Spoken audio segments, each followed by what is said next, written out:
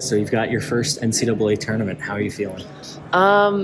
It's very surreal for me right now, just like, because it's like, I mean, we just watched the selection show. I mean, I've always watched it at home with my family. Now I'm here, actually getting ready to play in the tournament. So, I mean, it's super surreal, but I'm so excited, and I can't wait for it to begin.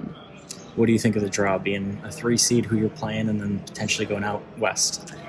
I honestly don't care too much, like what seed we are. Like, it's just a number. It doesn't define who you are. It doesn't define your path or your journey in this tournament. So, I mean, I just think it's how we handle it best. And if we stick to who we are, we'll be most successful. Aaliyah was talking about that the losses that you guys have had, she feels like you've almost lost control of those games and never been able to wrestle it back, and keeping that control is going to be really key in the tournament. So what's it going to take for you guys to do that? Just a lot of discipline, and being very locked in on all aspects of our game, and as a team. I think in those losses we did have, we kind of lost focus of like being disciplined and our goals of that game, which kind of strayed us away from winning those games and kind of losing control. But if we stick to what we're capable of doing and play how we know we are capable of playing, I mean, we shouldn't have an issue. If I could bring you back to that NC State game, it's kind of unbelievable to think you didn't play in that. Just what was how, what am I trying to say? Just what, how have you grown since then, and what did you learn from being on the bench that entire time? It's definitely something that I look back on every now and then, just because of how far like the season's gone and how far I've come. But I mean, I'm just super grateful for the support I've had with my teammates and my coaches and my family. I've definitely grown. My confidence has grown a lot throughout the season, and my aggression on the court, scoring-wise and defensively. So from there until now, I'm like a completely different like player and person. But I mean, I knew I had it in me. It just, I think, just stepping into that role where I had to step in. Unfortunately, when like my teammates got injured, I think it kind of pushed me into being more confident and being more aggressive out there. Was there a point in the season where the switch just kind of flipped, or the light bulb went on for you and you figured out, okay, this is what they're trying to get me to do? Definitely. I mean, I definitely had moments where I was like, oh, I am capable of doing this. I am capable of contributing, like scoring and like defensively, and like, but yeah, I mean, I'm still a freshman, so like I still have some not good light bulb moments, but I mean, I'm growing every time I step on the court. I'm learning, and I'm trying to get better every day. What's your favorite NCAA tournament memory as someone who hasn't played yet, just watching? Is there a game that stands out, or did you go to a Final Four? I can't remember games too much, like, because I've watched so many over the years, but I always remember just like making brackets with my family. The One Shiny Moment dance, like my dad would always play it for us on his computer every time, like before the tournaments would start. But that's probably what I remember most. Have you been to a Final Four? I don't think I have.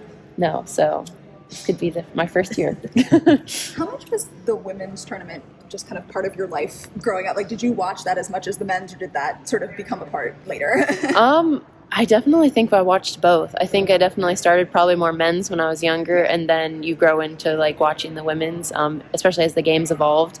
But no, I think it's like an even split. Like we would, when the tournaments are going on, like me and my family would bring every single TV we had, like small ones from the bedroom, and we would put them in our basement, so that way we had multiple TVs, multiple games, and that way we were able to watch men and women's games at the same time. Did you ever get close on one of your brackets? Huh? Did you ever get close on one of your brackets?